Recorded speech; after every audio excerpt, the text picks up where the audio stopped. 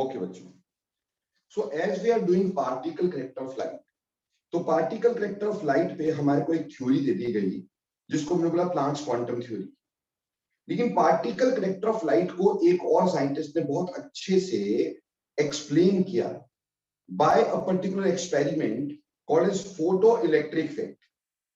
दो बेटे मैंने दोबारा बोल रहा हूं आपको, photo electric effect may not be in our syllabus, but क्योंकि हमारे को ये बोल दिया गया है कि डुअल करेक्टर है, तो डुअल करेक्टर अगर हमारे को बेटा बोला गया है तो उसमें फोटो इलेक्ट्रिक इफेक्ट आना चाहिए।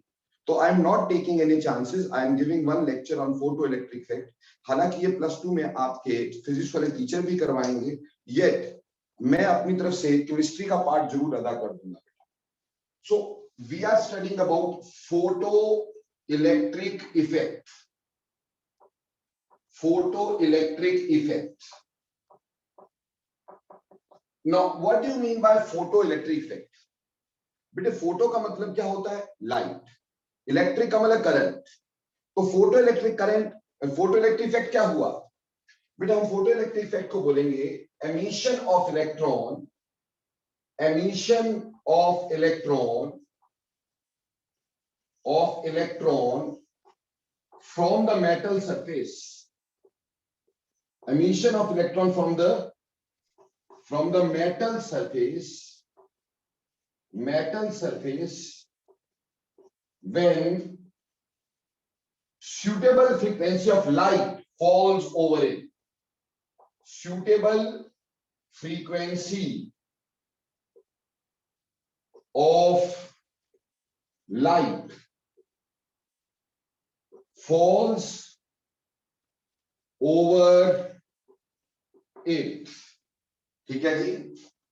कहने का मतलब ये है कि जैसे मान लो ये हमारे पास एक मेटल का सरफेस है। अब ऑब्वियसली मेटल के सरफेस पे मेटल के एटम होंगे, तो मान लो ये एक मेटल का एटम है, ये मान लिया, this is atom of metal. और मेरे प्यारे बच्चों यहां पे क्या है कि हमारे पास मेटल के अंदर इलेक्ट्रॉन होंगे, तो ये मान लेते हैं हमारे पास यहां पे इलेक्ट्रॉन है, दिस इज 1 इलेक्ट्रॉन। ठीक है जी, दिस इज 1 इलेक्ट्रॉन। अभी मैं सिर्फ 1 इलेक्ट्रॉन शो कर रहा हूं आपको, ये ठीक है जी। अभी क्या हुआ, मैंने इस पे एक लाइट डाली, ठीक, लाइट इसके ऊपर डाली।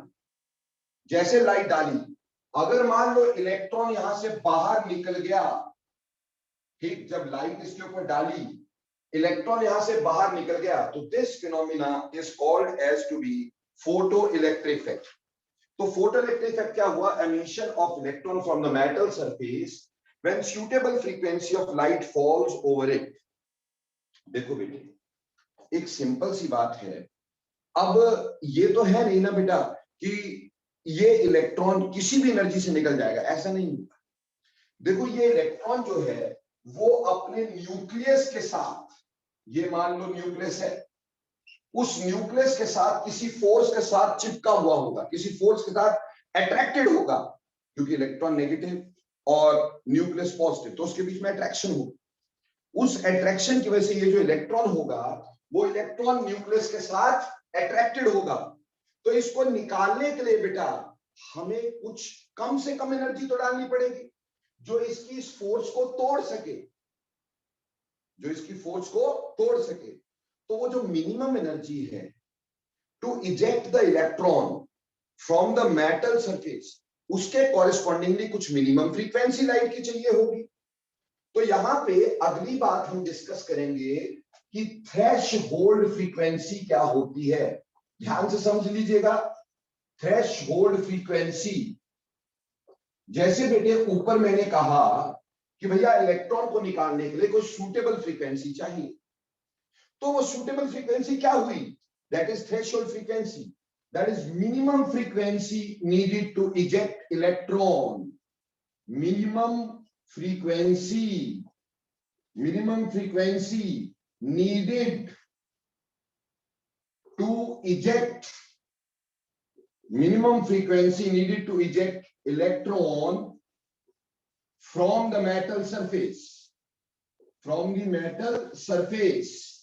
is called as threshold frequency, इसको बेटे हम थ्रेशोल्ड फ्रीक्वेंसी कहते हैं। So minimum frequency needed to eject electron from the metal surface is called as threshold frequency. कम से कम कुछ तो हमारे को चाहिए ही चाहिए ना बेटा हमारे पास यहां से, तो उसको हम थ्रेशोल्ड फ्रीक्वेंसी बोलते हैं। ठीक, ऑब्वियसली अगर आपकी फ्रीक्वेंसी मिनिमम हुई तो उसके कॉरेस्पॉन्डिंगली वेवलेंथ क्या होगी, मैक्सिमम। ठीक, तो हम ये बोल सकते थ्रेशोल्ड फ्रीक्वेंसी यानी कम से कम वो frequency needed to eject electron from the metal surface, ताकि वो यहां से एनर्जी तोड़ सके। ऑब्वियसली इसकी कॉरेस्पॉन्डिंगली कुछ एनर्जी होगी। So minimum energy needed, minimum energy needed to, minimum energy needed to eject electron, minimum energy needed to eject electron from the metal surface, metal surface is called, हमने बोला minimum energy needed to eject electron from the metal surface is called as binding energy, is called as binding energy of electron, binding energy. ठीक, देखो बेटा इसको समझने के लिए कुछ ऐसे समझते हैं। चलिए इसको समझने के लिए एक एग्जांपल लेते हैं। मान लो हमारा एक कोई स्टूडेंट है, मान लो जी हमारे पास एंजल जी है। अब एंजल को क्या है कि अपने घर के लिए एक नौकर चाहिए। इसके घर पे नौकर नहीं है, अभी इसका नौकर छुट्टियों पे चला गया है, तो इसको अपने घर के लिए एक नौकर चाहिए। अब कहीं से मिल नहीं रहा है, तो बाई चांस से घूमते घुमाते एक दिन किसी मॉल में चले गए, और मॉल में क्या हुआ कि बड़े सारे लोग काम कर रहे थे भाई, उसमें से एक आदमी बहुत ईमानदारी से काम कर रहा था। एंजल को लगा कि इसी को बोल देना चाहिए, ये मेरे घर पे काम करेगा तो बड़ा मजा आएगा, बहुत ही अच्छे से काम करता है, ईमानदारी से काम करता है बंदा। तो अब अगर एंजल जाके उसको बोलो चलो मेरे घर काम करो, तो चल पड़ेगा क्या है भाई? ऐसा तो नहीं होगा। एंजल को क्या करना पड़ेगा, सबसे पहले बताओ एंजल को क्या करना पड़ेगा? सबसे पहली बात तो है उसे जा करके कुछ मिनिमम सैलरी उसको ऑफर करनी पड़ेगी। ठीक, उसको ये कहना पड़ेगा कि आप मेरे घर काम करो, मैं आपको 10,000 रुपीज पर मंथ दूंगी, आप मेरे घर काम करो। ठीक, कम से कम कुछ मिनिमम सैलरी तो बोलनी पड़ेगी। पर मान लो वो वहां से 12,000 रुपया ले रहा है, जिस दुकान पे काम कर रहा था वहां से 12,000 ले रहा है, तो क्या एंजल अगर 10,000 बोलेगी तो क्या वो चल पड़ेगा भाई? बोलेगा मैडम अपना रास्ता देखो यार, मैं यहाँ 12,000 कमा रहा हूं, आपसे 10,000 लेके मेरे को क्या फायदा? तो एंजल को सर्टेन मिनिमम सैलरी तो बोलनी पड़ेगी ना। कम से कम उसको ये तो बोलना पड़ेगा कि जी 12,000 रुपया ले लो और मेरे घर काम करो, क्योंकि 12,000 के साथ वो वहां जुड़ा हुआ है। जब तक उसको 12,000 वहां से मिल रहे हैं वहां पे वो जुड़ा हुआ है, तो सर्टेन मिनिमम सैलरी तो उसको ऑफर करनी पड़ेगी ना भाई, और वो भी इतनी जितनी से वो जुड़ा है उससे ज्यादा ही करनी पड़ेगी। अब 12,000 देने के बाद भी ये नौकर सोचेगा कि भैया मेरे को जाने से फायदा हो रहा है कि नहीं हो रहा है, क्योंकि 12 तो मैं यहां ले रहा हूं और 12 ही मैडम दे रही है। तो अगर मैं यहां दुखी हूं तब तो चलता हूं, बट अगर मैं दुखी नहीं हूं तो मैं क्यों जाऊं भाई? अच्छा खासा मेरे को 12,000 रुपया मिल रहा है, मैडम कुछ ज्यादा तो दे नहीं रही है। तो ऑटोमेटिक सी बात है कि 12,000 से थोड़ा ज्यादा ही देना पड़ेगा, तब वो बाहर निकलेगा। अदरवाइज वो बोलेगा अच्छा मैडम मैं आपको बाहर तक छोड़ आता हूं, ठीक, कभी मूड होगा तो बता दूंगा। अब मान लो एंजल ने बोले 15,000 लो और मेरे घर पे काम करो। अब उसको दिखाई देगा भाई कि यार 3,000 का फायदा हो रहा है मेरे को यहां से। अब अगर उसका मूड होगा तो डेफिनेटली वो जाने की सोचेगा, उसको 3,000 का फायदा, वही उसके भागने की एनर्जी, वही वहां से भागने की एनर्जी है। समझ में आ गई मेरी बात? क्लियर हो गया? तो कहने का मतलब ये है कि इसको थोड़ा कुछ सैलरी तो देनी पड़ेगी, और जितनी सैलरी वो वहां से ले रहा है उससे ज्यादा लेनी पड़ेगी। ठीक, उसी तरह से इलेक्ट्रॉन जो है वो न्यूक्लियस का नौकर है।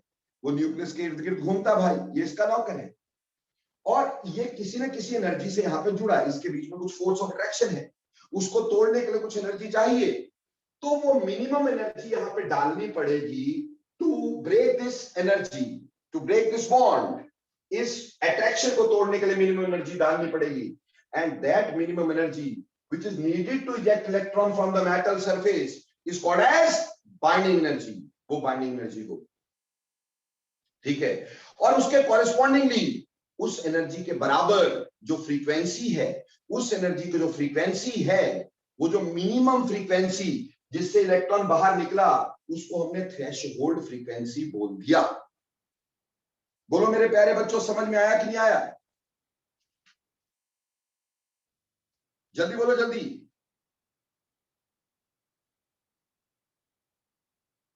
ओके, अब देखो बेटे, अब ये एनर्जी देने के कई सारे तरीके हो सकते हैं, ठीक है जी। ये एनर्जी करंट की तरह भी दी जा सकती है, this energy can be given like current, and this energy can also be given like, you can say heat, this energy can be given by sun, whatever, कई तरीके एनर्जी देने के।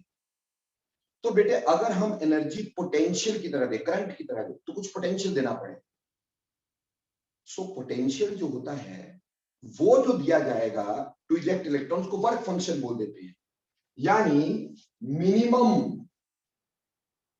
Minimum potential given to eject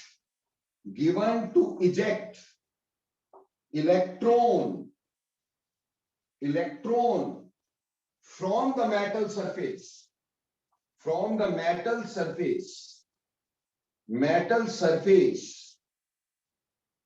is called as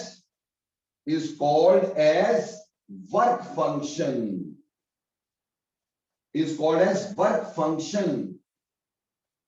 ठीक। तो अगर तुमसे कोई बोलता है कि भैया वर्क फंक्शन क्या है, कहना वो जो मिनिमम पोटेंशियल हम दे रहे हैं to eject electron from the metal surface से इलेक्ट्रॉन को निकालने के लिए जो हम इसके ऊपर वर्क कर रहे हैं, that minimum amount of work done by, you can say, जब हम इसके ऊपर वर्क कर रहे हैं to eject electron, that is called as work function. जो मिनिमम पोटेंशियल हम दे रहे हैं, यानी एनर्जी हम करंट की तरह दे रहे हैं, तो minimum potential given to eject electron from the metal surface is called as work function. अब एंजल जी ने एक नौकर को बोला भैया कि 15,000 लो, मेरे घर पे काम करना, वो चल पड़ा। अब मान लो अगर ये 20,000 बोलती तो क्या दूसरा नौकर फ्री में चल पड़ता? बिल्कुल नहीं, वो एक ही जाता, ठीक। ऐसे अगर ये 25,000 भी बोले, 30,000 भी बोले, आएगा तो एक के साथ एक फ्री तो नहीं आएगा ना। उसी तरह से आप इस पे जितनी मर्जी फ्रीक्वेंसी डालो, जितनी मर्जी डाल दो, नंबर ऑफ इलेक्ट्रॉन चेंज नहीं होंगे, क्योंकि वो एक पे गिर रही है। सो number of electrons ejecting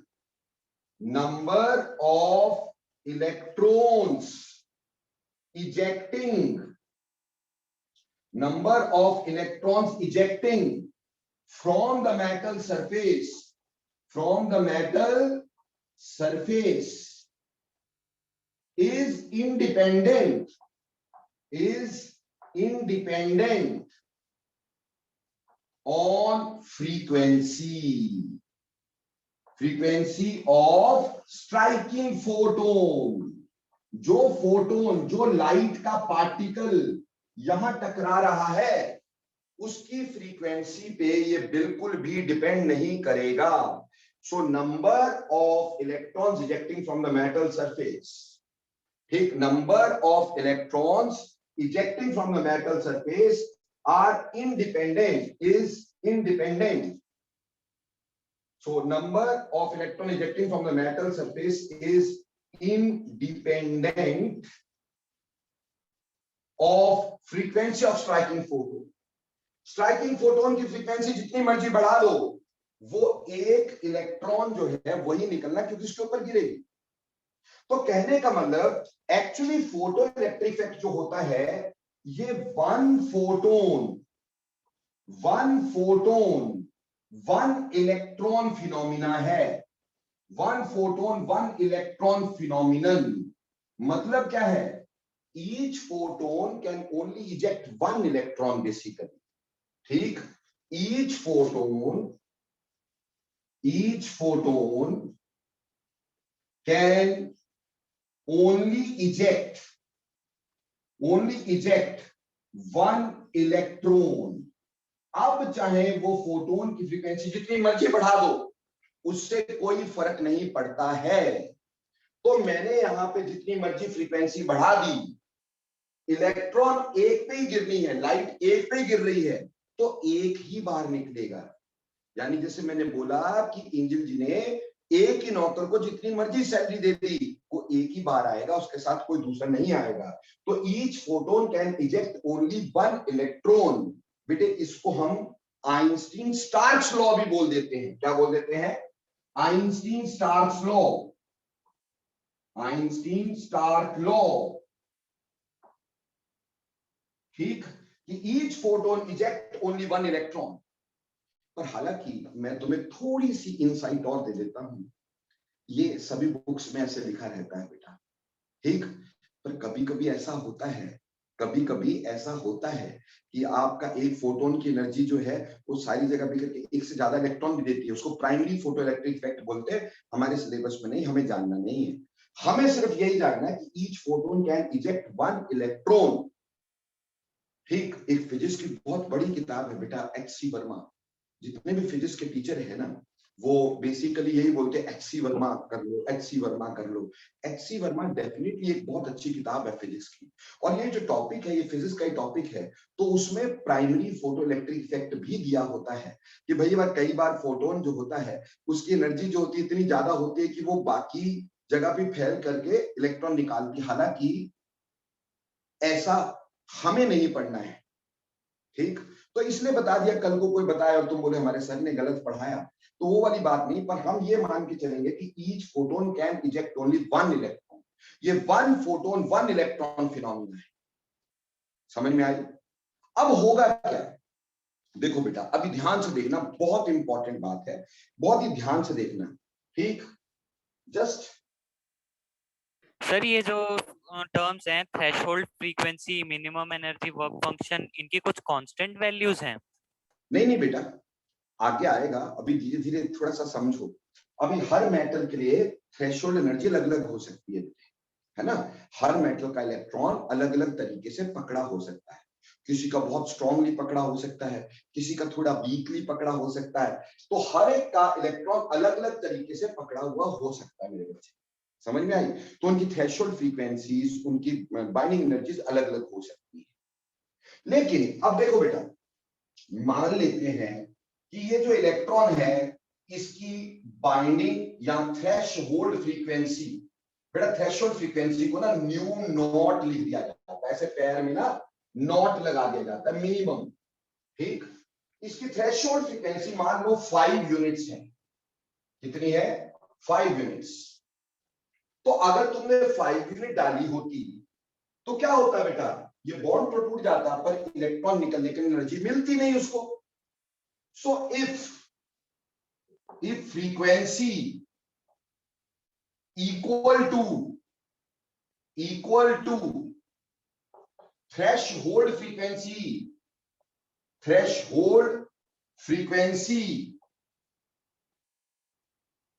strikes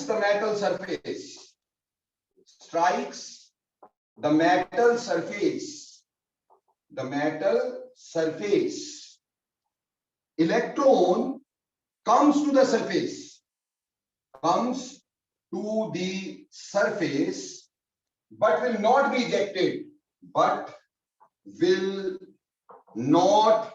be ejected, obviously आपने जितनी फ्रीक्वेंसी मान लो 5 यूनिट की डाली, अब तो 5 यूनिट तो यही यूज हो गए, तो इलेक्ट्रॉन को मूव करने के लिए तो एनर्जी मिलेगी नहीं ना। तो इस सरफेस तक तो आ जाएगा, लेकिन ये निकलेगा नहीं। पर मान लो आपने यहां पे 10 यूनिट्स एनर्जी डाली। कितनी डाली? 10 यूनिट्स फ्रीक्वेंसी डाली। ये फ्रीक्वेंसी ऑफ स्ट्राइकिंग फोटोन है। एसपी का मतलब स्ट्राइकिंग फोटोन। तो स्ट्राइकिंग फोटोन की फ्रीक्वेंसी आपने 10 यूनिट डाली, बेटा 5 इसको तोड़ने में यूज हो गई, तो बाकी 5 कहां चली गई? बाकी 5 काइनेटिक एनर्जी ऑफ इलेक्ट्रॉन बन जाएगी। इलेक्ट्रॉन उस एनर्जी को एब्जॉर्ब कर लेगा, उसकी काइनेटिक एनर्जी बढ़ जाएगी, उससे वो मूव करेगा। तो वो जो 5 यूनिट निकली, बची हुई 5 यूनिट्स, ठीक है जी, ये 5 यूनिट्स, ठीक, वो बन जाएगी काइनेटिक एनर्जी।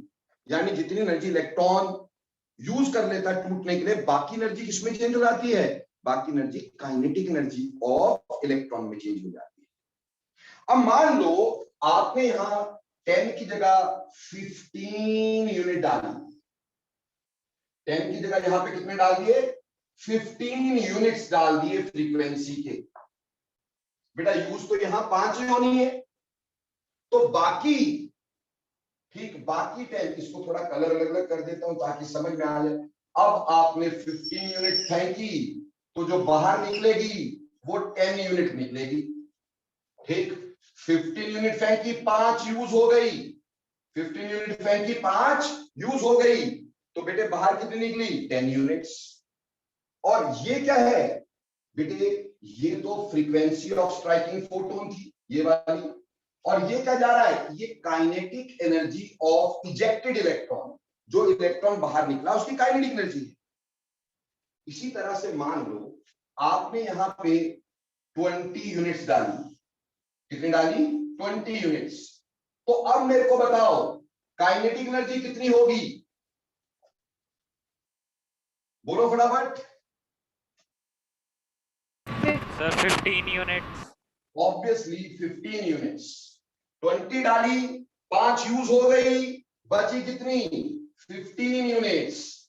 तो ऐसे करके इसी तरह से मान लो अब आपने इसके ऊपर 25 यूनिट्स डाली, तो अब बोलो बाहर कितनी निकली होगी बेटा? काइनेटिक एनर्जी कितनी होगी इलेक्ट्रॉन की?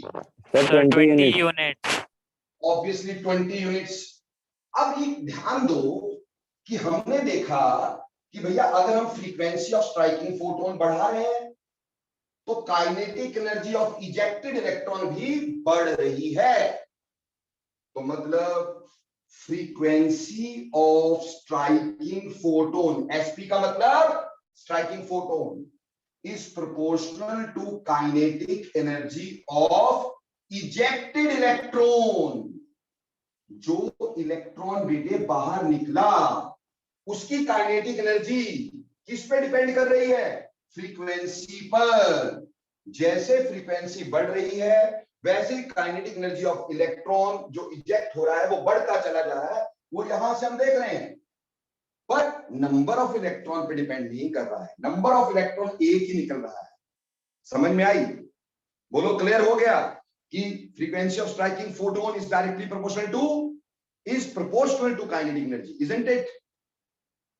ठीक। पर एक बात देखो, आपने जब यहां से 10 से 20 की थी, यानी जब आपने फ्रीक्वेंसी डबल की थी, तो यहां 5 से 15 हुआ, यानी ये 3 टाइम्स हो गई काइनेटिक एनर्जी। कहने का मतलब ये है, ये डायरेक्टली प्रोपोर्शनल मत समझिएगा। Frequency double, if frequency of striking photon is double, ये बहुत इंपॉर्टेंट फीचर्स हैं। If frequency of striking photon is doubled, if frequency of striking photon is doubled, the kinetic energy of ejected electron becomes more than double, double से ज्यादा हो जाएगी बेटा। इसी तरह से अगर स्ट्राइकिंग फोटोन की फ्रीक्वेंसी ट्रिपल कर दोगे तो भैया इजेक्टेड इलेक्ट्रॉन की काइनेटिक एनर्जी ट्रिपल से ज्यादा हो जाएगी। क्यों बेटा? 5 यूनिट तो वही यूज होने हैं, उसके बाद जितनी भी एनर्जी आप बढ़ाते जा रहे हो वो सारी काइनेटिक एनर्जी में चेंज होती जा रही है। 15 में से 5 यूज हुए, 10 बाहर आए। और 10 में से 5 यूज हुए, 5 बाहर आए थे, और 20 में से भी 5 ही यूज हुए तो 15 ही बाहर आएंगे। यानी ये डायरेक्टली प्रोपोर्शनल मत समझना। डायरेक्टली का मतलब क्या होता है कि अगर इसको डबल कर दिया तो ये भी डबल होगा, ठीक। अगर इसको डबल कर दिया तो ये भी डबल होगा। डबल नहीं होगा, बिल्कुल नहीं। मैं सिर्फ ये बता रहा हूं कि डबल से ज्यादा होगा। तो जैसे आपकी स्ट्राइकिंग फोटोन की फ्रीक्वेंसी बढ़ेगी, वैसे ही kinetic energy of ejected electron बढ़ जाएगी, ठीक।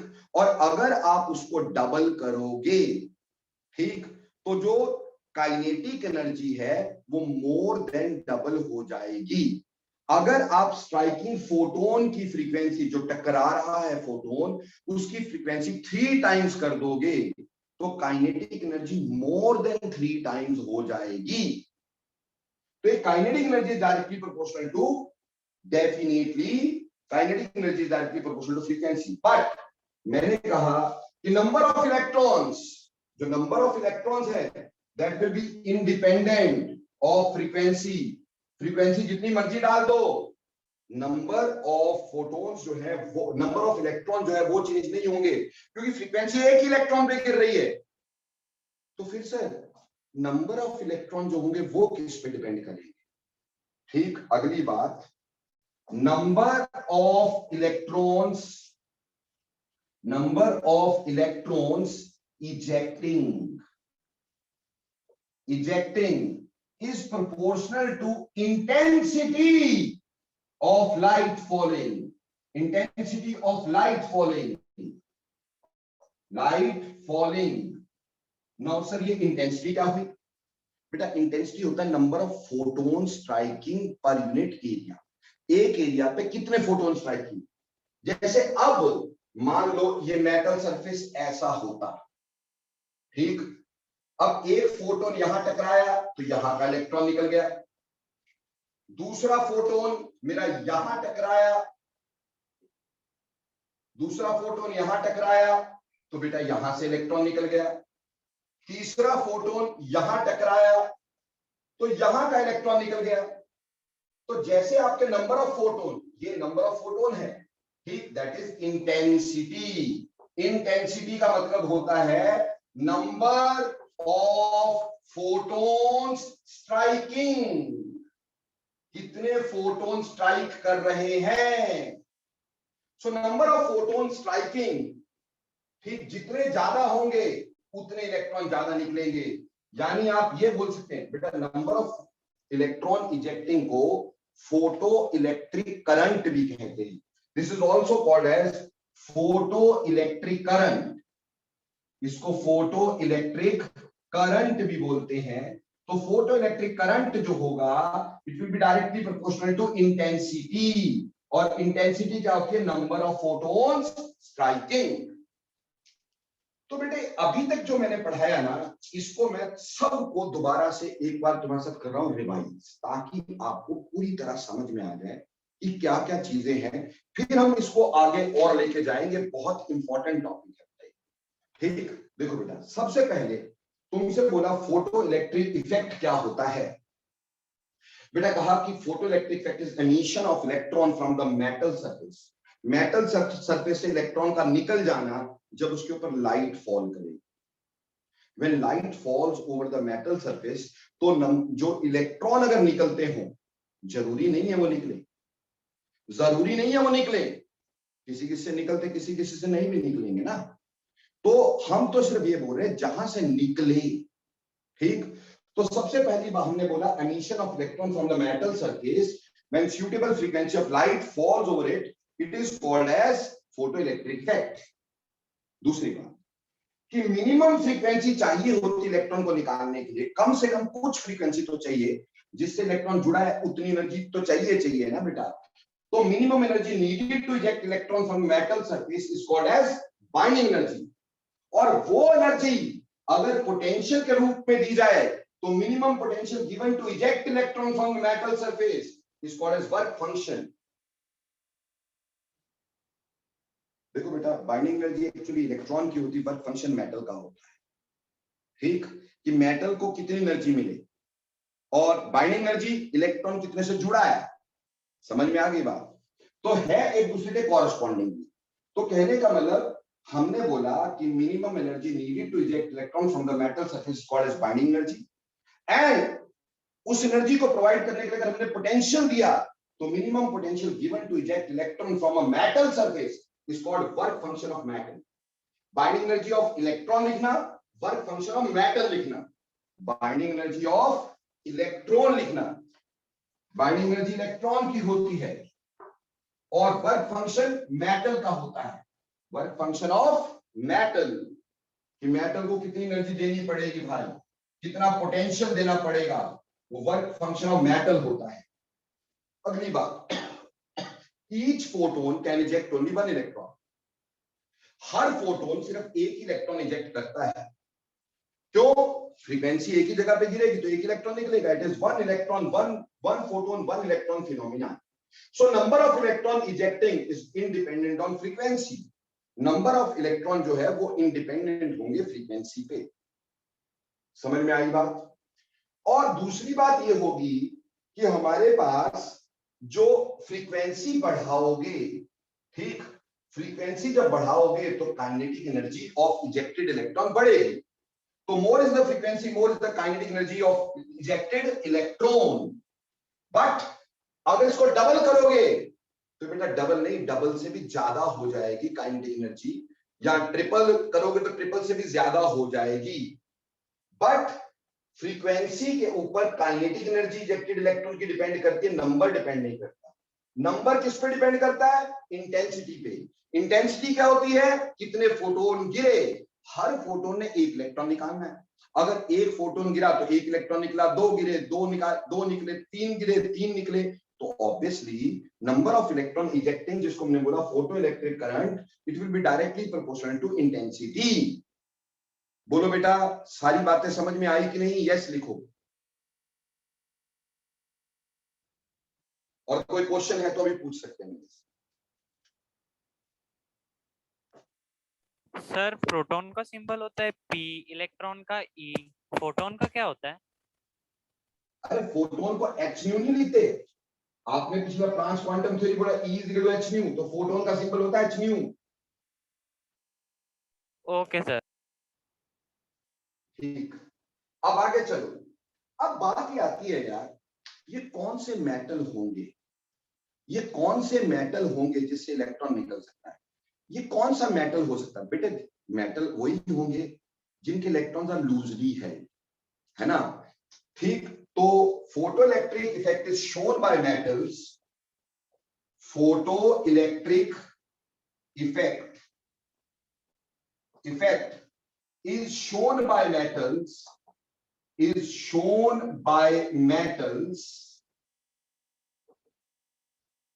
whose electrons are loosely held. जिनके इलेक्ट्रॉन लूजली पकड़े जाते हैं वो मेटल फोटोइलेक्ट्रिक इफेक्ट शो करते हैं। ठीक, तो सबसे अच्छा मेटल कौन सा होगा? Best metal to show photoelectric effect, जो सबसे बड़ा होगा, जिसके इलेक्ट्रॉन न्यूक्लियस से दूर होंगे। अगर न्यूक्लियस से दूर होंगे तो न्यूक्लियस की इन्फ्लुएंस कम होगी, तो इलेक्ट्रॉन निकलना इजी हो जाएगा। तो बेटा सबसे बड़ा मेटल अपने पीरियोडिक टेबल में कहां होता है? इस side. Caesium is the best metal to show photoelectric effect. क्या आएगा इसका answer? Caesium is the best metal. Cesium is the best metal to show photoelectric effect. Cesium सबसे बेस्ट मेटल होगा बेटे। पीरियोडिक टेबल में अल्कली मेटल सबसे आसानी से इसको शो करेंगे, और अल्कली मेटल में कई सारे होते हैं, sodium, lithium, sodium, potassium, rubidium, caesium, francium. Lithium और सोडियम तो नहीं शो करते, लेकिन पोटाशियम, सीजियम, फ्रेंसियम ये डेफिनेटली शो करते हैं। और इनमें सीजियम सबसे बड़ा है, तो सीजियम से इलेक्ट्रॉन निकालना सबसे इजी होता है, इसलिए caesium is the best metal to show photo electric effect. पर मेरे प्यारे बच्चों, एक बात पूरा ध्यान से सुन लेना है। ये बात तो ठीक है, caesium is the best metal to show photo electric effect, but बेटे अगर बोले बेस्ट मटेरियल, तो बेटा बेस्ट मटेरियल लिखना अमोर्फस सिलिका। ठीक, अगर कल को बोले बेस्ट मटेरियल कौन सा होगा to show photo electric effect, तो आप बोलेंगे amorphous silica. Amorphous silica, SiO2, silica होता है SiO2। तो amorphous silica is the best material to show photo electric effect. देखो बेटा, ये चंडीगढ़ में आपने घरों के छतों पे देखा होगा फोटोवोल्टिक सेल लगे हुए होते, सोलर सेल्स। वो फोटोवोल्टिक सेल ही है, उस पे लाइट गिरती है, इलेक्ट्रॉन निकलते, उससे एनर्जी बनती है भाई, करंट बनता है। ठीक, तो वो करंट स्टोर होता है, ठीक, उसी को हम यूज करते हैं। तो मेरे प्यारे प्यारे सुंदर सुंदर बच्चों, एक सिंपल सी बात ये है कि उसके ऊपर जो काली काली सी प्लेट लगी रहती है वो अमोर्फस सिलिका की बनी होती है। It is actually the best material to show photo electric effect. तो फोटो इलेक्ट्रिक इफेक्ट शो करने के लिए बेस्ट मटेरियल हमारे पास क्या होगा, अमोर्फस सिलिका। अब जैसे कि मैंने बोला जिसमें इलेक्ट्रॉन आसानी से निकलेगा, क्योंकि बेटा तुम +1 के बच्चे हैं तो अभी तुम्हें बहुत चीजें नहीं पता, जैसे आयनाइजेशन एंथैल्पी, इसका ट्रेंड ये नहीं पता, ये फ्यूचर में पता चलेगा तुम्हें। बट जैसे कि हम अल्कली मेटल ले लें, अल्कली मेटल में हमारे पास है लिथियम, सोडियम, पोटाशियम, रुबीडियम, ठीक, एंड सीजियम। बेटा फ्रेंसियम हम इसलिए नहीं लेते, रेडियो एक्टिव होता है ना, तो ये नीचे की तरफ को जा रहे हैं, ऊपर लिथियम, फिर सोडियम, फिर पोटाशियम, ये नीचे की तरफ को जा रहे हैं पीरियोडिक टेबल। नीचे जाते साइज बढ़ता है, साइज बढ़ेगा तो इलेक्ट्रॉन देना इजी होगा। तो सीजियम का सबसे ज्यादा आसान इलेक्ट्रॉन देना, फिर रुबीडियम का, फिर पोटाशियम का, फिर सोडियम का, फिर लिथियम का। इसीलिए potassium and caesium are also used in photovoltaic cell. Potassium and caesium is also used in photovoltaic cell. तो रुबीडियम क्यों नहीं बेटा, रुबीडियम महंगा बहुत होता है ना, तो इस बात से रुबीडियम हम यूज नहीं करते। हाँ, सीजियम और potassium definitely are used in photovoltaic cell. तो बेटा बोलो, आपको ये पता चला फोटो इलेक्ट्रिक इफेक्ट क्या होता है? Yes sir. ओके, अब करते हैं बेटा इसकी graphical study of photo electric effect.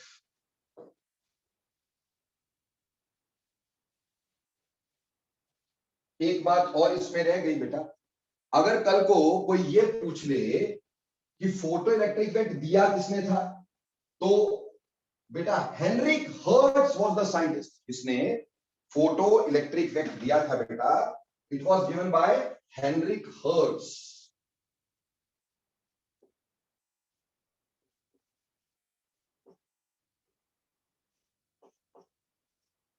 Heinrich Hertz was the scientist जिसने हमारे को फोटो इलेक्ट्रिक इफेक्ट के बारे में बताया कि फोटो इलेक्ट्रिक इफेक्ट क्या होता है। उसने सबसे पहले डिस्कवर किया था बेटा इसको। अब आ जाओ graphical study of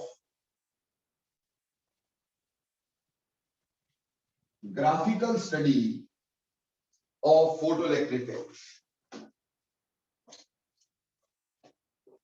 graphical study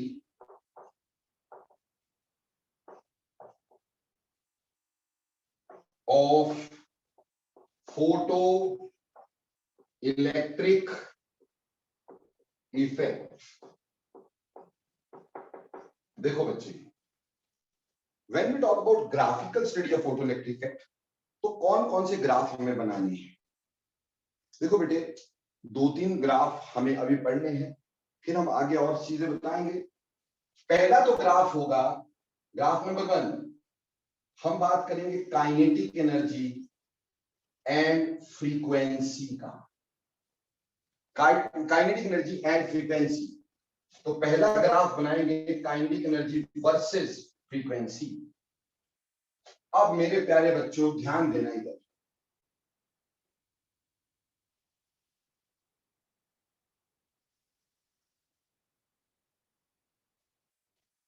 ठीक, नॉर्मल ग्राफ तुम्हें मैं बता रहा हूं, ठीक, नॉर्मल ग्राफ क्या होना चाहिए, से इस साइड काइनेटिक एनर्जी है और इस साइड फ्रीक्वेंसी है, ठीक है बच्चे। ऑब्वियसली सर्टेन मिनिमम फ्रीक्वेंसी तो चाहिए, उससे पहले तो इलेक्ट्रॉन निकलेगा ही नहीं। मान लो ये वैल्यू हमारे पास minimum frequency threshold nu naught threshold frequency की, इससे पहले फ्रीक्वेंसी डाल लो तो इलेक्ट्रॉन निकलेगा ही नहीं, हमें इससे ज्यादा फ्रीक्वेंसी डालनी पड़ेगी। और जब इससे ज्यादा फ्रीक्वेंसी डालेंगे तो जैसे फ्रीक्वेंसी बढ़ती रहती है काइनेटिक एनर्जी बढ़ती रहती है। So this is the graph. बेटे देखो इसको मैं ना आगे तुम्हें मैथमेटिकली भी प्रूव कर दूंगा ग्राफ स्ट्रेट लाइन क्यों आया।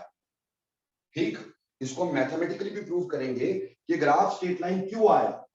ठीक, तो वो अभी मैथमेटिक रिलेशनशिप निकालेंगे फोटो इलेक्ट्रिक इफेक्ट का। ठीक, उसके बाद इसको डिस्कस करेंगे कि ये स्ट्रेट लाइन क्यों आया। बट यहां देखो मिनिमम से पहले तो इलेक्ट्रॉन निकलेगा नहीं, उसके बाद निकलना शुरू हुआ तो जैसे फ्रीक्वेंसी बढ़ी काइनेटिक एनर्जी भी बढ़ी। तो यानी this graph should not start from origin. याद रखना है मेरी बात, यहां से नहीं बनाना, गलत होगा। ठीक, यहां से बिल्कुल नहीं बनाना, ये आगे जाके मैं मैथमेटिकली भी प्रूव कर दूंगा बेटा। ठीक, अगली बात, दूसरी बात हम यहां बात करेंगे number of photons. Number of photons यानी photo electric current. Photo electric current, अब हम इसका फोटो इलेक्ट्रिक करंट का ग्राफ बनाएंगे, नंबर ऑफ फोटोन्स का ग्राफ बनाएंगे वर्सेस फ्रीक्वेंसी। ठीक, मान लो ये मेरे पास ग्राफ है, ठीक है जी। अब यहां पे नंबर ऑफ फोटोन इजेक्टिंग यानी फोटो इलेक्ट्रिक इफेक्ट है, फोटो इलेक्ट्रिक करंट। अगर फोटो इलेक्ट्रिक करंट बोले तो हमेशा ध्यान में रखना कि नंबर ऑफ इलेक्ट्रॉन इजेक्टेड है। हमने भी पढ़ा कि फ्रीक्वेंसी के ऊपर तो डिपेंड ही नहीं करता, फ्रीक्वेंसी जितनी मर्जी बढ़ा लो, है ना, गिरनी तो लाइट एक ही फोटोन पे है, एक ही इलेक्ट्रॉन पे है, तो एक इलेक्ट्रॉन निकलना है। तो इसलिए ये ऐसा होता है बिल्कुल पैरेलल टू द एक्सिस, बिल्कुल पैरेलल टू एक्सिस। अगर ये ग्राफ फ्रीक्वेंसी के साथ है तो पैरेलल टू एक्सिस है। क्यों? क्योंकि नंबर ऑफ इलेक्ट्रॉन डिपेंड ही नहीं करते, फ्रीक्वेंसी जितनी मर्जी बढ़ाए रखो, अगर थ्रेशोल्ड आपने फेंकी हुई है इलेक्ट्रॉन निकलेंगे, बट फ्रीक्वेंसी बढ़ाने से नंबर ऑफ इलेक्ट्रॉन चेंज नहीं होंगे। ठीक है जी। अब ये ग्राफ हो गया फ्रीक्वेंसी ग्राफ्स, ये मैंने पढ़े फ्रीक्वेंसी ग्राफ्स। अब आ जाओ अगला इंटेंसिटी ग्राफ्स को पढ़ेंगे। अगला है मेरे पास काइनेटिक एनर्जी वर्सेस इंटेंसिटी। तो अगर मैं अभी तुम्हारे से दोबारा पूछूं कि इंटेंसिटी क्या होती है, तो बेटा इंटेंसिटी को दो तरह से हम डिफाइन करते हैं। आइंस्टीन ने इसको दो तरह डिफाइन किया था, बोला amount of energy falling, amount of energy falling या number of photons striking. Photons striking, ये दो तरीके से स्ट्राइकिंग, ये दो तरीके से बेटा हमारे को बोला जाता है। ठीक, या तो अमाउंट ऑफ एनर्जी या नंबर ऑफ फोटोन स्ट्राइकिंग। हम इसको नंबर ऑफ फोटोन से ही रिलेट करते हैं क्योंकि आगे मैं इसकी आइंस्टीन एक्सप्लेनेशन बताने वाला हूं, तो फिर ऑब्वियसली ये क्लियर हो जाएगा कि अमाउंट ऑफ एनर्जी क्यों नहीं लेते। देखो जी,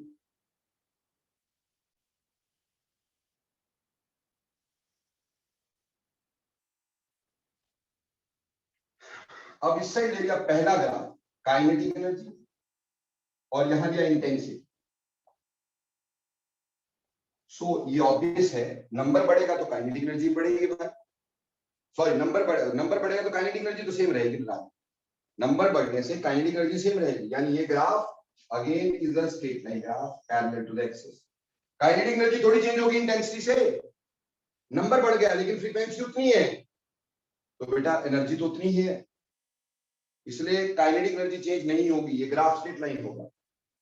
वहीं पर अगर यही ग्राफ हमने बना दिया होता फोटो इलेक्ट्रिक इफेक्ट के साथ, फोटो इलेक्ट्रिक करंट के साथ, फोटो इलेक्ट्रिक करंट के साथ अगर मैंने यही ग्राफ बना दिया होता और यहाँ पे इंटेंसिटी ले ली होती, अब तो क्लियर है कि इंटेंसिटी यानी नंबर बढ़ेगा तो भैया नंबर ऑफ इलेक्ट्रॉन भी बढ़ेंगे और ये ग्राफ स्ट्रेट लाइन होगा पासिंग फ्रॉम ओरिजिन।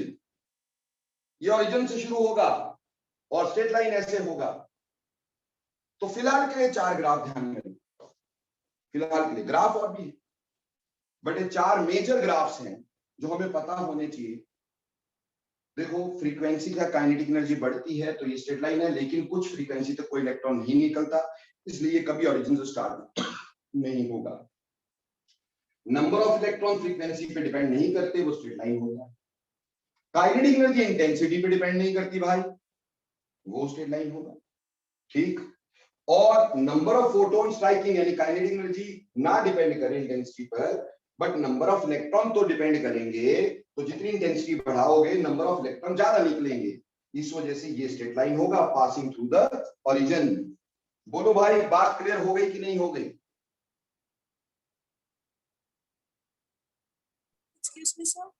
हाँ जी बेटे बोलो। सर जो आपने फोटो इलेक्ट्रिक करंट इंटेंसिटी का ग्राफ बनाया है, सर इसकी स्लोप हमेशा 45 डिग्री होगी? नहीं बेटा, नहीं ऐसा नहीं। वो आगे मैं मैथमेटिकली प्रूव करूंगा तो बता दूंगा कि 45 डिग्री होगी, 60 डिग्री होगी, क्या होगी, वो मैथमेटिकली हम प्रूव कर देंगे। That will be seen by slope, है ना बेटा? Okay sir. ओके, अभी नहीं, हम इसको मतलब प्रीजुडाइज नहीं करेंगे, पहले अपन मैथमेटिकली पढ़ लें। तो बेटा ये क्लियर हो गए ग्राफ। ये 4 ग्राफ आपने ध्यान में रखना, इसमें कोई ना कोई क्वेश्चन जरूर आएगा। हाँ, एक मजेदार सा ग्राफ मैंने भी आपको दे रखा है।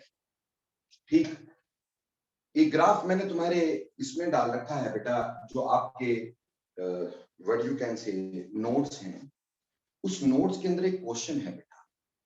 उस क्वेश्चन में एक मजेदार सा ग्राफ है सीढ़ियों वाला। ठीक, ऐसे वाला ग्राफ है। मैं चाहूंगा कि आप उसको खुद एनालाइज करना कि वो ग्राफ ऐसे क्यों बना है। ठीक, नहीं तो मैं तुमसे एनालाइज करवा दूंगा, डोंट वरी। ठीक, तो वो एक ग्राफ है, वो आगे जाके क्लियर और भी करूंगा बेटा मैं, आफ्टर यू कैन से Einstein explanation for photo electric.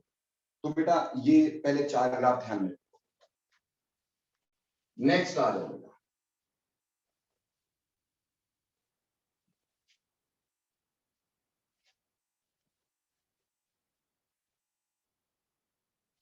अब बेटे सबसे इंपॉर्टेंट बात हम पढ़ने जा रहे हैं, इसको बोलते हैं Einstein explanation. Einstein explanation of photo electric effect. Photo electric effect,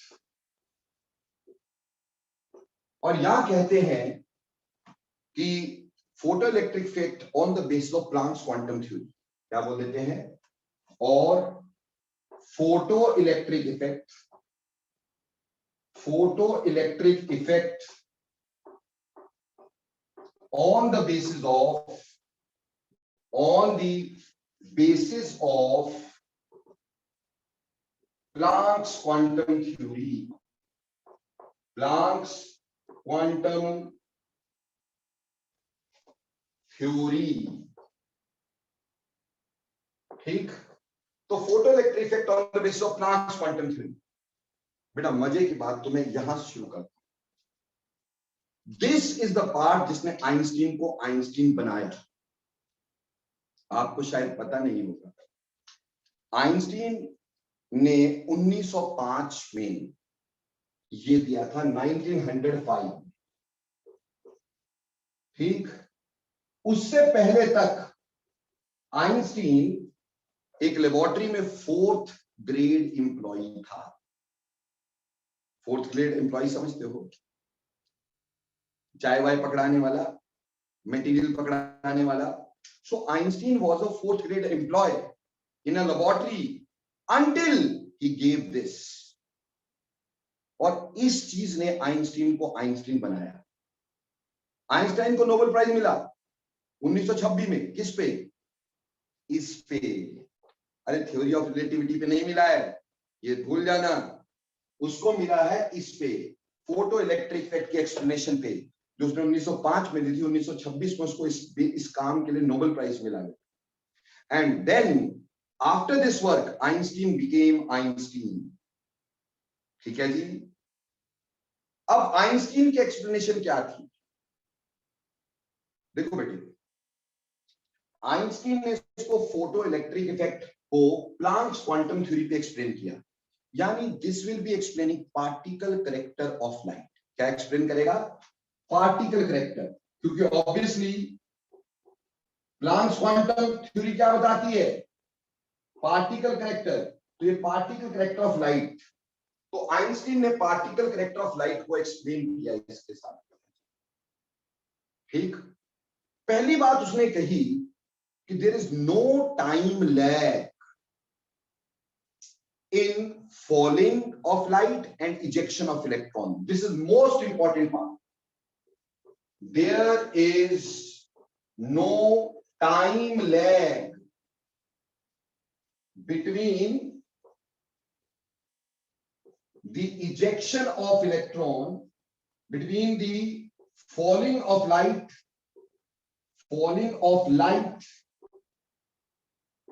and ejection of electron.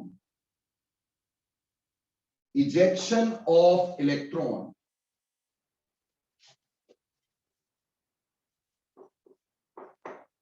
ये सबसे इंपॉर्टेंट बात उसने बोली कि जैसे लाइट मेटल पे गिरती है वैसे इलेक्ट्रॉन निकल जाता है। अगर इलेक्ट्रॉन को निकलना है, बेटा एक बात ये भी समझ लो कि ये जरूरी नहीं कि आप लाइट दे दो इलेक्ट्रॉन निकल ही जाए। आप थ्रेशोल्ड से ज्यादा भी दे दो तो भी जरूरी नहीं वो निकलेगी। इट मे और मे नॉट बी। बट हाँ, अगर थ्रेशोल्ड से ऊपर दे दोगे तो इलेक्ट्रॉन के निकलने के चांस जरूर है। अब आइंस्टीन ने बोला कि जैसे एनर्जी गिरती वैसे इलेक्ट्रॉन निकल जाता है, टाइम लैग नहीं है इसके बीच। That shows particle character of light. How? यहीं से पार्टिकल कैरेक्टर ऑफ लाइट समझ में आया। अगर लाइट एक वेव होती, कॉन्टिन्यूसली आती, तो जैसे वो सरफेस पे गिरती, कॉन्टिन्यूस होने की वजह से वो फैलना शुरू हो जाती सरफेस पे, यानी बिखर जाती। बिखर जाती तो एक इलेक्ट्रॉन को इनफ एनर्जी नहीं मिलती। लाइट गिरती रहती और बिखरती रहती तो दो चीजें होती। एक तो इलेक्ट्रॉन को पूरी एनर्जी नहीं मिलती, धीरे धीरे इलेक्ट्रॉन उस एनर्जी को एब्जॉर्ब करता रहता, एब्जॉर्ब करता रहता, एब्जॉर्ब करता रहता, और फिर जब उसकी एनर्जी उसकी बाइंडिंग एनर्जी से ज्यादा होती तब वो बाहर निकलता। जब उसकी एनर्जी उसकी बाइंडिंग एनर्जी से ज्यादा होती तब वो बाहर निकलता। ठीक। अगर लाइट वेव होती, जैसे लाइट ये वेव है पड़ी, अब वेव है कॉन्टिन्यूस है तो बिखर जाएगी, मतलब वो फैलती चली जाएगी, फैलती चली जाएगी, फैलती चली जाएगी। वेव है ना बेटा? तो वेव है तो फैलेगी, तो एक ही जगह पे तो एनर्जी नहीं गिरी, वो बट गई सारी जगह पे। तो इस इलेक्ट्रॉन को एनर्जी कम मिली तो निकलेगा ही नहीं। उसके ऊपर वेव फेंकते रहोगे, फेंकते रहोगे, फेंकते रहोगे, धीरे धीरे वो एनर्जी को एब्जॉर्ब करके करके करके करके करके अपनी एनर्जी इतनी बनाएगा कि वो इलेक्ट्रॉन बाहर निकल सके। सो उससे लाइट के गिरने और इलेक्ट्रॉन के निकलने के बीच में टाइम का लैग होना चाहिए था, टाइम का फर्क होना चाहिए था। और तुम्हें जान के बड़ी हैरानी होगी कि अगर लाइट वेव हो और ऐसे करके वो गिरे तो इलेक्ट्रॉन को निकलने और लाइट के गिरने में लगभग 1 साल का फर्क होना चाहिए। कितना? लगभग 1 साल बाद इलेक्ट्रॉन बाहर निकलता। समझ में आई? बट हमने देखा कि ऐसा है ही नहीं, टाइम लैग है ही नहीं, तो बिखरी नहीं है वो। इसका मतलब लाइट आके गिरी, था और बाहर निकल गई। यानी वो पार्टिकल आया, एब्जॉर्ब हुआ और बाहर निकल गया इलेक्ट्रॉन। वो बिखरा नहीं, तो वो एक पार्टिकल था। समझ में आई? वो एक पार्टिकल था। तो यहां से पार्टिकल का पता, एक बात इससे पता चलता, टाइम लैग नहीं। दूसरी बात, अगर एक मान लो लाइट एक वेव होती तो एक बार हम डालते, वेव फैलती जाती, तो एक मेटल से लगातार एक बार से कितने सारे इलेक्ट्रॉन निकल जाते। टाइम लैग जरूर होता पर जैसे वो बिखरती रहती तो काफी सारे इलेक्ट्रॉन को एनर्जी मिलती और काफी सारे इलेक्ट्रॉन इकट्ठे बाहर निकलते। पर ऐसा तो हुआ नहीं ना, ना तो टाइम का लैग हुआ और ना एक एनर्जी डालने से एक से ज्यादा इलेक्ट्रॉन निकले, नहीं। ये हो रहा है एक फोटोन ने एक इलेक्ट्रॉन को निकाला है। तो यहां से there is no time lag and each photon can eject only one electron. Each photon can eject only one electron. इसी को बेटे इस दो वजह से हमने मान लिया कि लाइट जो है वो पार्टिकल है, वो वेव नहीं है। अगर वेव होती तो टाइम का लैग भी होता, एक बात, और अगर वेव होती तो एक ही जगह से काफी सारे इलेक्ट्रॉन लाइट गिरने पे बाहर निकलते, पर ऐसा नहीं पाया गया। इसका मतलब इन दो चीजों से बताया गया कि लाइट का पार्टिकल कैरेक्टर होता है कि पूरा एक पार्टिकल टकराया और इलेक्ट्रॉन ने उसको एब्जॉर्ब किया, उसकी एनर्जी बढ़ी और वो एक इलेक्ट्रॉन बाहर निकल गया, बस। ठीक, तो इससे पार्टिकल कैरेक्टर समझ में, ये पहली बात थी बेटा जी। ठीक है जी, दूसरी बात क्या थी? उसने बोला जो एनर्जी ऑफ स्ट्राइकिंग फोटोन होती है बेटा, एसपी मतलब स्ट्राइकिंग फोटोन।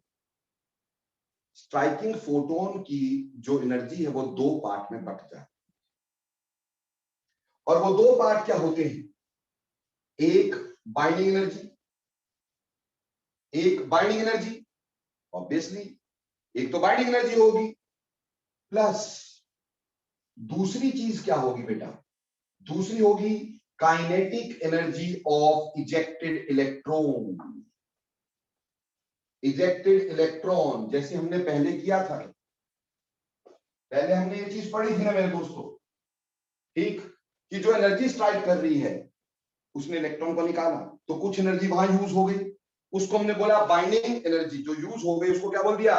बाइंडिंग एनर्जी बोल दिया बेटा। जो यूज हो गई that is binding energy. Electron को निकालने के लिए जो यूज हो गई उसको बाइंडिंग एनर्जी बोल दिया गया।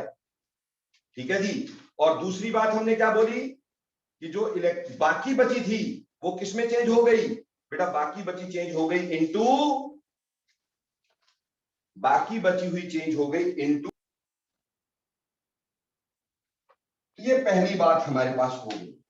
ठीक, हम इस बाइंडिंग एनर्जी के कॉरेस्पॉन्डिंग में हम बोल सकते हैं वर्क फंक्शन ऑफ मेटल।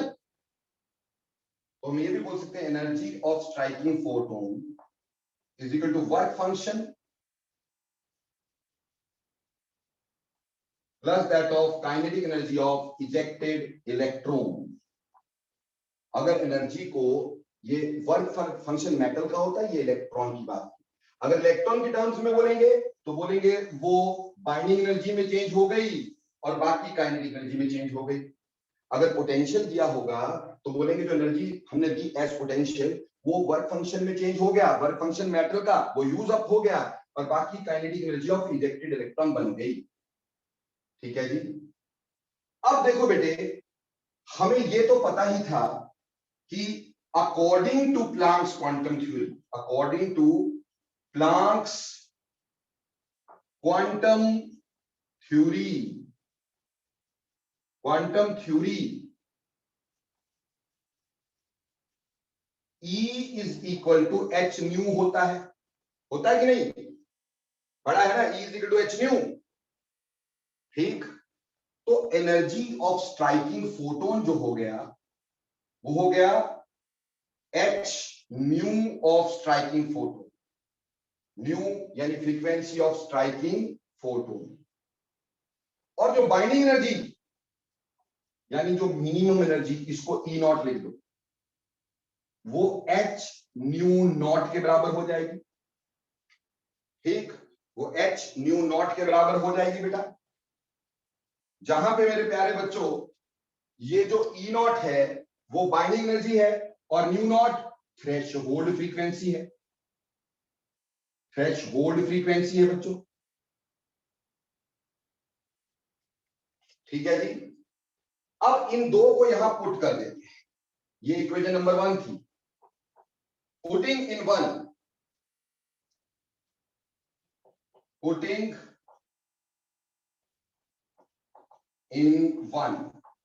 1 में पुट करो. Energy of striking photon h nu of striking photon. Binding energy minimum h nu naught plus half mv square. क्योंकि काइनेटिक एनर्जी क्या होती है? Half mv square.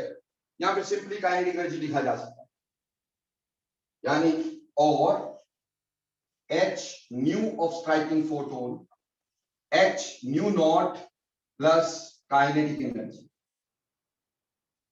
यहां से इसने बोला कि काइनेटिक एनर्जी जो होगी, काइनेटिक एनर्जी इसकी इजेक्टेड इलेक्ट्रॉन की, वो यहां से यहां ले आओ. Kinetic energy of ejected electron E क्या है? E that is kinetic energy of ejected electron. वो हो जाएगा h nu minus h nu naught. बेटे ये यहां जाएगा तो माइनस में हो जाएगा कि नहीं होएगा? तो ये आ गया. इससे कॉमन क्या निकलेगा? h. तो बोलता है kinetic energy of ejected electron h into new minus nu not होता है. वेयर न्यू क्या है? न्यू है फ्रीक्वेंसी ऑफ स्ट्राइकिंग फोटोन और न्यू नॉट क्या है? Threshold frequency. अब देखो बेटा ध्यान देना, if nu is less than new naught, अगर न्यू नॉट से कम है तो काइनेटिक एनर्जी बिकम्स नेगेटिव. देखो बेटा नेगेटिव वैल्यू बड़ी है तो रिजल्टेंट नेगेटिव होगा कि नहीं? तो क्या कभी काइनेटिक एनर्जी नेगेटिव होती है? इसका मतलब एनर्जी नहीं है उसमें काइनेटिक एनर्जी. तो काइनेटिक एनर्जी नहीं है तो क्या वो मूव करेगा? इसका मतलब therefore no electron can be ejected. कोई भी इलेक्ट्रॉन इजेक्ट नहीं हो सकता क्योंकि काइनेटिक एनर्जी नेगेटिव हो ही नहीं सकती. ये पहली बात थी. दूसरी बात ये कहता है कि if nu is equal to nu naught, दूसरी बात बोलता है nu is equal to nu naught. अगर न्यू और न्यू नॉट इक्वल हो गया तो बोलो बेटा काइनेटिक एनर्जी की वैल्यू क्या होगी? 0. Yes, then kinetic energy 0. ये दोनों बराबर, तो दिस माइनस दिस इज 0, तो काइनेटिक एनर्जी 0. तो काइनेटिक एनर्जी 0 तो क्या इलेक्ट्रॉन निकलेगा? अगेन देयरफॉर इलेक्ट्रॉन में come to the surface but will not be ejected. Electron surface पे तो आ जाएगा पर इजेक्ट नहीं होगा. ठीक.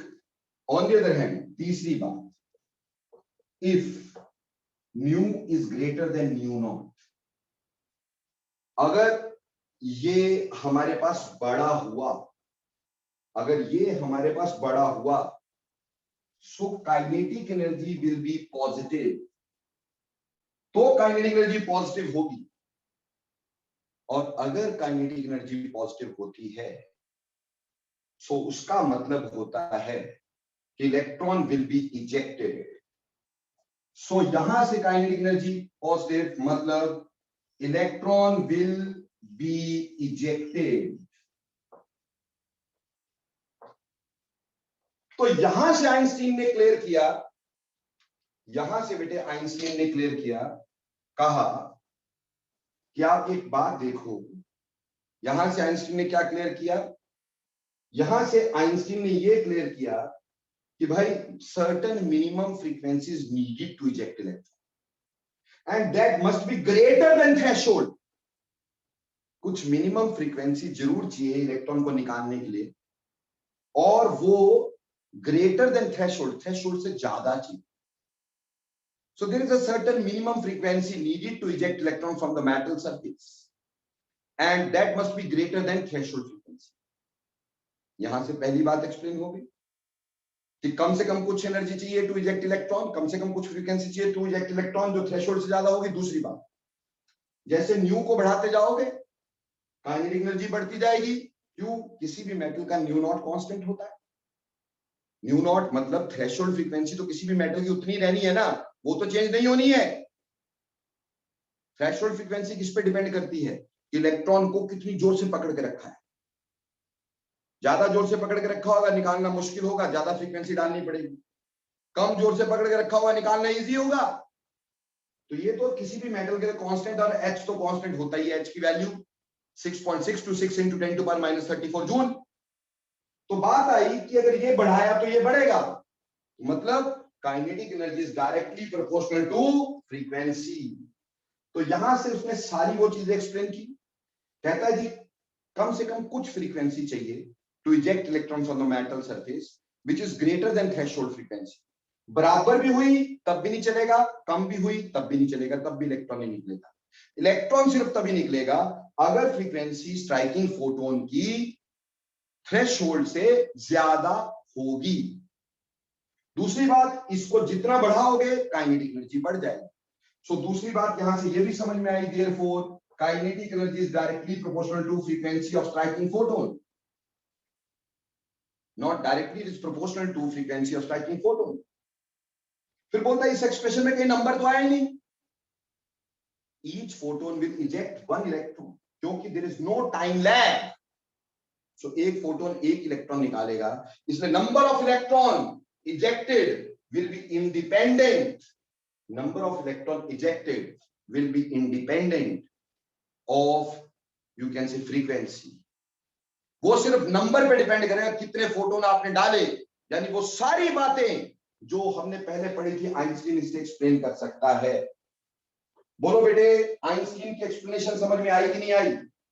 उसने कहा पहली बात कि there is no time lag between the ejection of electron and falling of metal surface.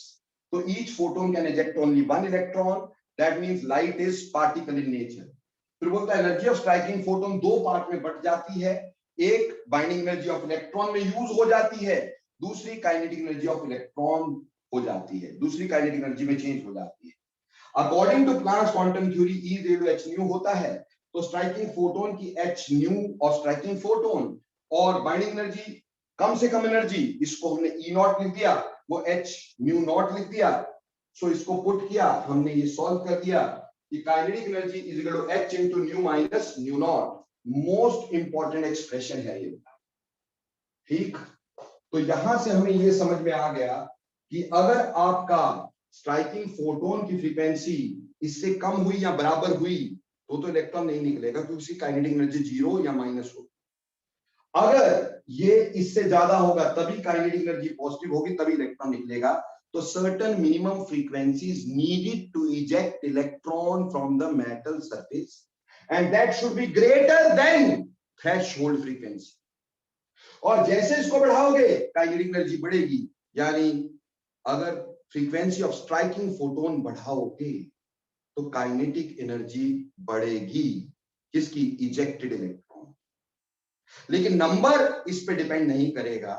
Number के लिए आपको अलग अलग फोटोन डालने पड़ेंगे। तो number of ejected electron will be dependent on intensity. बोलो बेटे, आइंस्टीन एक्सप्लेनेशन समझ में आती कि नहीं आती? जल्दी बोलना है यस सर। Yes sir. तो बेटा प्लस वन में क्वेश्चन ऐसे आता है, explain photoelectric effect on the basis of Planck's quantum theory. यही एक्सप्लेन करना है, जो मुंह से बोला वो भी लिखना है, और या फिर आइंस्टीन एक्सप्लेनेशन, दोनों में से कुछ भी करके आए तो ऐसे ही करना है। ठीक है जी। अब बेटे अगली बात देखते हैं, नेक्स्ट पर्टिकुलर चीज देखते हैं। ठीक, नेक्स्ट हमारे पास क्या है?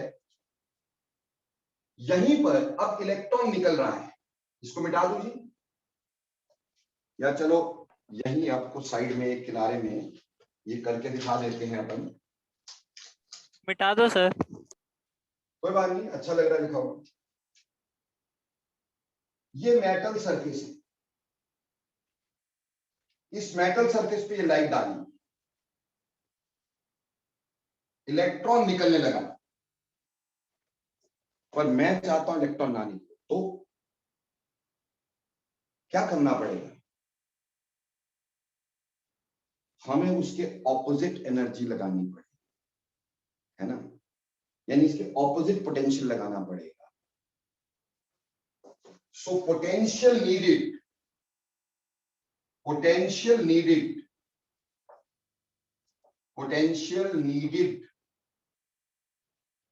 to check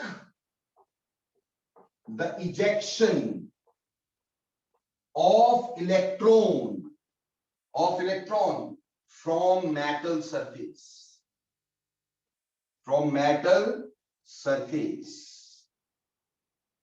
Potential needed to check the electron from the metal surface, to check the ejection of electron from the metal surface, is called as stopping potential.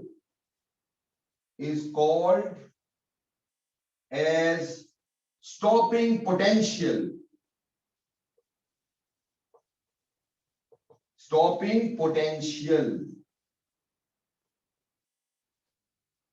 ठीक है जी।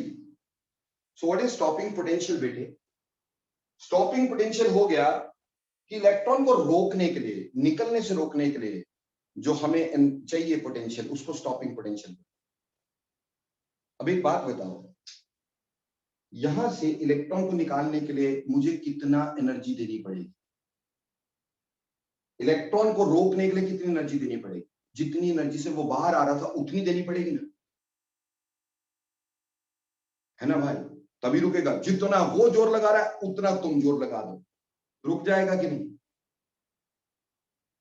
कहने का मतलब जो इसकी काइनेटिक एनर्जी थी ना, उसके बराबर एनर्जी चाहिए। तो अगर स्टॉपिंग पोटेंशियल को मैं फाई से शो कर देता हूं, किससे शो कर देता हूं? फाई से। So that will B minus of kinetic energy by Q. Minus of kinetic energy by Q. अब सर ये क्या minus of kinetic energy by Q क्यों आया? देखो बेटे, सर ने एक चीज बताई थी कभी कि एनर्जी जो होती है वो पोटेंशियल इनटू चार्ज होती है। ये पिछले लेक्चर में बताया था, energy potential into charge. Potential V से शो करते हैं, V से। सो ऑब्वियसली V जो होगा वो एनर्जी अपॉन चार्ज होगा। और स्टॉपिंग पोटेंशियल, हम पोटेंशियल ही तो बोल रहे हैं ना, तो पोटेंशियल नीडेड तो काइनेटिक एनर्जी का ऑपोजिट है, बट उसको पोटेंशियल में कन्वर्ट करने के लिए डिवाइड बाय क्या कर दिया? चार्ज। इसीलिए मैंने अगर इसको V नॉट या फाई, V नॉट होता है स्टॉपिंग पोटेंशियल, और यहां मैं इसको फाई से लिख रहा हूं, ये लिखा तो minus kinetic energy divided by charge of electron. और इलेक्ट्रॉन का चार्ज आप जानते हो कितना होता है? 1.602 into 10 to the power minus 19। तो ये चार्ज है इलेक्ट्रॉन का 1.602 into 10 to the power minus 19 coulomb.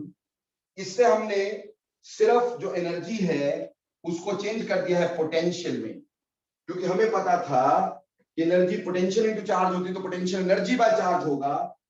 हमें एनर्जी इतनी चाहिए जितनी काइनेटिक एनर्जी चाहिए, बस उससे ऑपोजिट चाहिए, तो इसलिए साइन माइनस का लगा दिया कि उसके ऑपोजिट उतनी एनर्जी चाहिए, उसको डिवाइडेड बाय क्यू करके हमने चार्ज में निकाल दिया। तो दिस स्टॉपिंग पोटेंशियल। बोलो क्लियर स्टॉपिंग पोटेंशियल और नॉट? सर ये जो स्टॉपिंग पोटेंशियल एनर्जी है ये भी in the form of rays ही लगाई जाती है? बेटा किसी भी तरह से लगाई जा सकती है, in the form of rays लगाई जा सकती है, ठीक।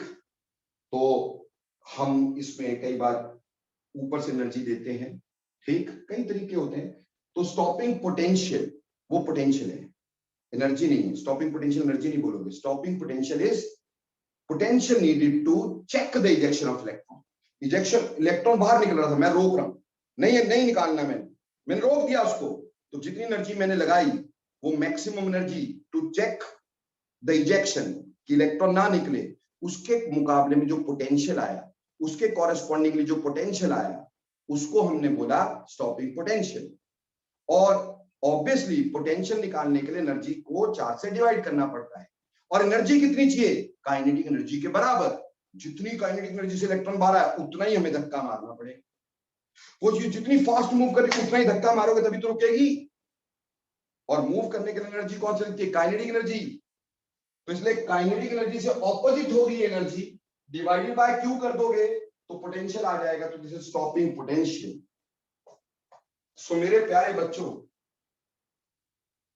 तो बात यह है कि नेक्स्ट लेक्चर होगा, आपको 24 से 27 तक छुट्टी दी थी मैंने, है ना बेटा जी। तो 24 से 27 छुट्टी है। हाँ जी, 24 से 27 छुट्टियां हैं आपकी। ठीक, अब आपकी क्लास होगी संडे को 4 o'clock। ठीक, और बेटा मंडे को, नेक्स्ट मंडे को we will be meeting offline 101%। Thank you sir. ठीक, so Sunday will be the last online lecture with us. और जिन बच्चों ने ऑनलाइन पढ़ना है वो मेरे को वैसे ही बता देना। ठीक, कोशिश तो ये करो कि अगर मैं ऑफलाइन हो रहा हूं तो तुम भी ऑफलाइन हो। ठीक, अगर फिर भी ऑनलाइन होना है तो मेरे को बता देना, सिर्फ टाइमिंग चेंज होगा, बाकी कुछ नहीं, पढ़ाऊंगा मैं ही, पढ़ेंगे हम ही। ठीक, तो चलिए मिलते हैं Sunday. Thanks lot. Excuse me sir. Thank you sir. Sir आपने ऑक्सीजन वाला